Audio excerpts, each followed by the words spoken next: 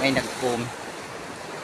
Katoto Vlog officials, bakit ang mga barangay officials dito sa amin parang mga bayani?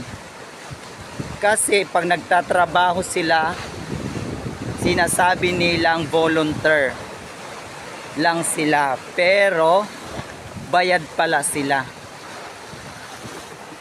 Ano ibig sabihin? So volunteer pero bayad. Punyemas ka. Pinainit mo na naman ang ulo ko. Anong klaseng tanong na naman? Oh, Diyos ko. Marami pa namang may alam nito. Marami pa namang may alam nito. Diyos ko. Hindi lang naman ako, di ba? Ang dami mong tatanungin. Bakit ako? Bakit ako? Punyemas, tingnan mo umaalon dito. Oh, dinisturbo mo pa ako. Ayan. Takbo! Ay! Ay! Ay! Ayan. Nakita mo, punyemas ka ha? Ayusin mong tanong mo ha? Pasagutin mo yung magko-comment dito, yung mga viewers at followers ko ang pasagutin mo ha? Kung bakit volunteer pero bayad.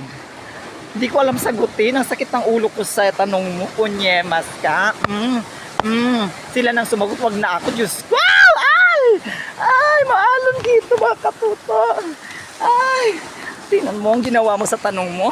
Binabagyo ako dito, punyemas ka ha? Sige, magtanong ka pa.